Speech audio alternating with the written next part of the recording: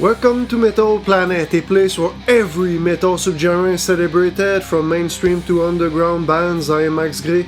Last week was an impressive release week for metal and hard rock, and this week is going to be a solid release week too, so let's jump right in. The upcoming Amorphis album Borderland is one of the most anticipated releases of the week. Amorphis is a veteran Finnish band with a 35-year history and numerous albums to its name. During the course of the band's career, the sound of the formation has evolved quite a bit, from an old-school death metal sound to the multi-dimensional sound it has now. One thing is certain, Amorphis has managed to stay relevant over the years and has been successful while frequently reinventing itself.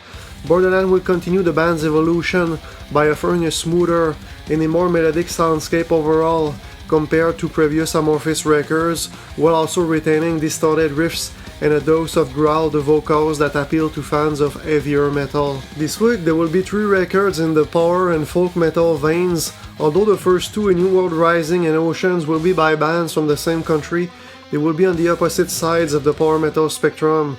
The new Rage opus will be in a heavier power metal style that incorporates the aggressive riffs and the energy of thrash metal, while the new Terra Atlantica title will have a more melodic and more accessible power metal sound with soaring melodies and keyboard parts. The third release, Vattenkrafternas Spel by Vintersorg, will be a collection of 9 tracks with Swedish lyrics and an ambience that is both atmospheric and cold in a good way. Royal Sorrow is a new band that was formed by childhood friends, fans of groups like Vola, Leprous and Tesseract.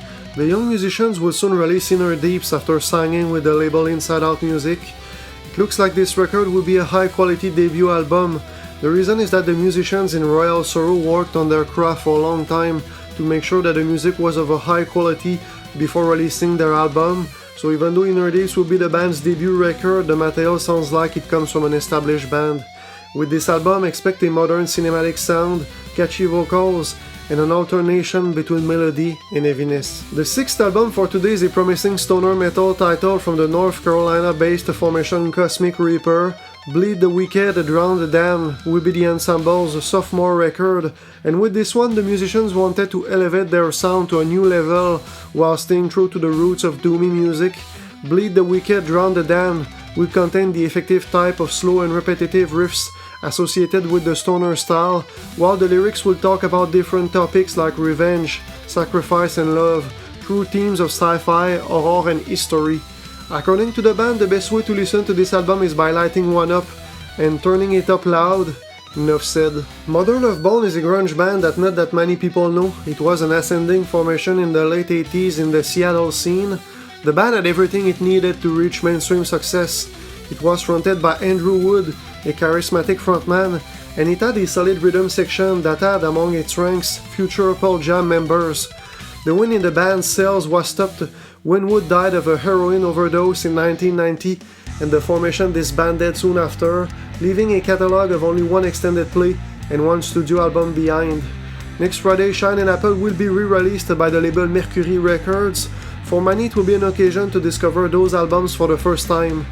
I remember coming across this band when I was doing a paper on grunge music in my music program. What I noticed about the band's sound is that it is in general less gritty than the average grunge ensemble. It has more flash, it is more flamboyant. If you're into grunge, let me know in the comments, have you heard of Mother Love Bone before? Have you listened to songs by this band previously? Or is that formation completely new to you? The upcoming Revocation opus New Gods, New Masters is another highly anticipated album. It will mark the 20th anniversary of the band's formation.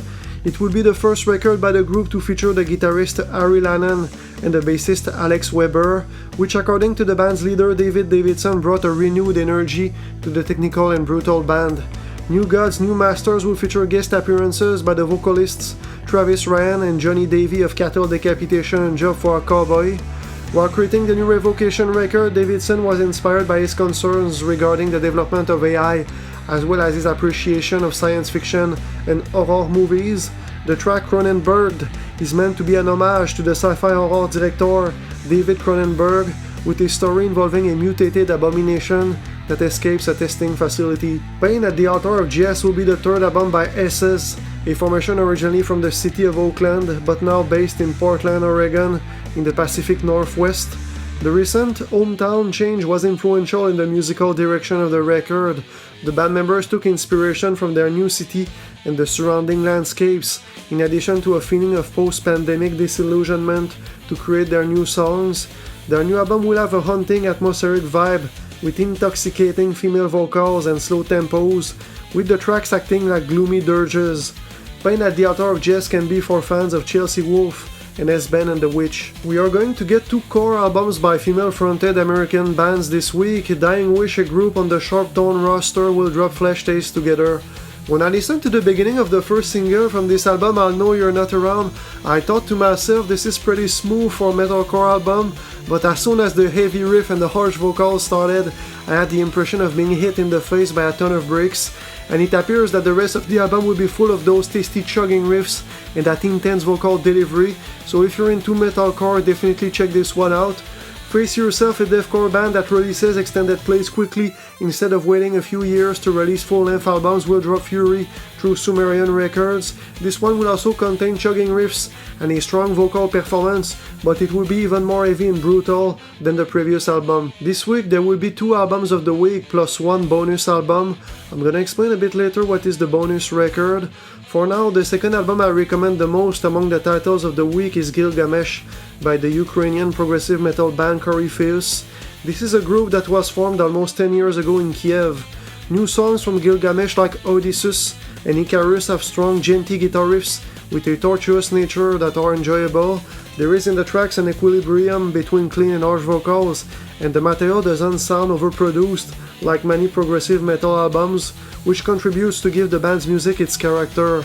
I think that this record can be for fans of bands across the progressive metal spectrum, from Tool to Meshuggah, but I think that it could particularly appeal to fans of formations like Korypheus and Ilo. The album that I recommend the most this week is by Principium, Jest, a band from the Nordic melodic death metal scene that is substantially underrated if you ask me. I pretty much like every song from Darkness Invisible that has been released so far, with Summoning the Dark being my favorite. The good arrangements and the orchestration in the songs give the material an epic and multi-layered quality. The songs also feature good melodies. I think that the playing on all instruments is well executed, the riffs are sharp, the drumming often emulates a machine gun, and the vocals sound like a cross between a demon, a beast, and a caveman, which is perfect for the melodic death metal style. Overall, Darkness Invisible is a promising album worth checking out. The bonus record I was talking about earlier is Sundrung by the Icelandic band Nexion. It is included as a bonus in this video because the record was actually released last week, but there was so much good stuff that was released last Friday that I decided to leave it out of the previous video, but I recently took the time to listen to the whole thing and I realized that I should have included it. Sundrung is a strong black metal record with death metal elements added to give the sound an extra level of brutality and vitality. The material is notable for the strong vocal performance, for its immediate feel, and for its Icelandic aura. With nihilistic, pessimistic, and occult themes, Sundrung could be the soundtrack for a hypothetical impending doom or end of times. Hopefully this video got you excited to listen to new albums that will be released on September 26th. Tell me in the comments which album or albums you plan to listen to this week. The records I will listen to first among the titles of today are the 2 albums of the week, of course, but also the Mother of Bone reissues. I'm a metalhead that also likes grunge music. If you found this video useful and like to stay up to date on the new releases that come out each week, give it a thumbs up and subscribe to the channel for more heavy music related content if you haven't done already. There is a video like this one every week on this channel, so that might interest you. I thank you for watching and I'll catch you in the next one. Max Gray out. Cheers!